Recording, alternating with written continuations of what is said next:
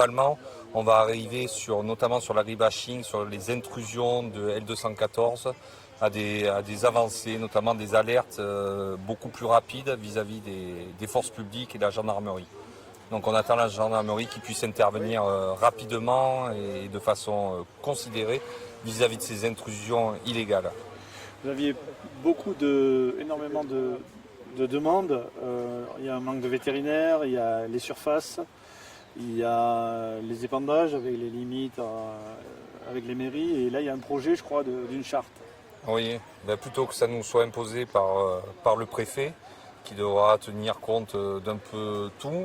L'idée, c'est d'être proactif sur le sujet, de trouver des solutions pérennes avec tous les élus du département, c'est-à-dire le département, l'union des maires, parce que quelque part, ça va être les élus au plus près du territoire qui seront capables de faire évoluer les mentalités de la société civile, des néo-ruraux vis-à-vis de l'agriculture. Donc leur expliquer en amont ce qu'est l'agriculture sur le département, comment on fonctionne, les traitements que l'on fait, toutes les interventions que l'on fait sur nos cultures pendant toute l'année.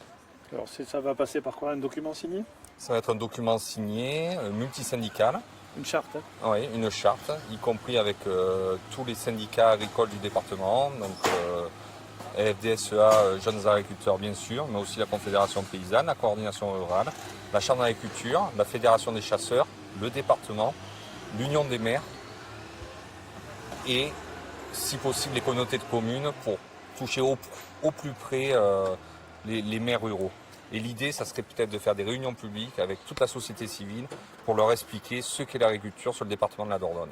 Ça représente quoi, je sais que l'agriculture en Dordogne, on rappelle, nombre d'éleveurs, Alors, le nombre d'éleveurs, c'est 3000 éleveurs, 4000 agriculteurs, 4500 professionnels, 8000 agriculteurs en tout, et c'est 20 000 emplois salariés directement liés à l'agriculture.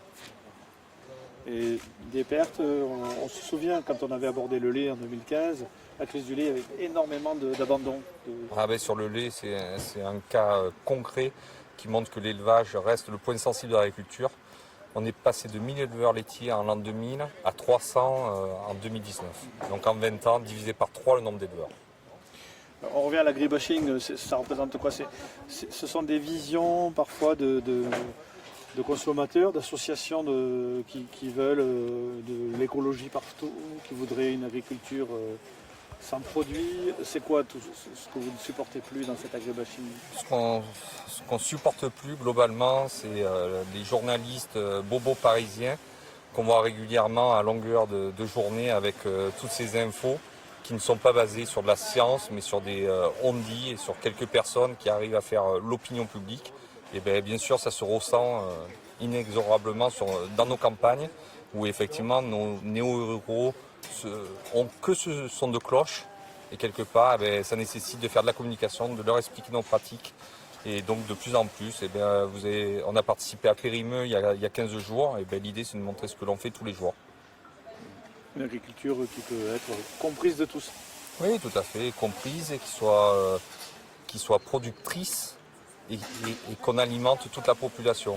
Pour la première année, le fleuron de l'agriculture en France, aujourd'hui on importe plus qu'on exporte. C'est-à-dire qu'on n'est plus capable de nourrir notre population quand on sort les vins et spiritueux. Alors pour nous c'est terrible parce qu'on a toujours été un grand pays agricole, mais aujourd'hui on a tellement de contraintes qu'on n'arrive même plus à produire pour nos propres voisins.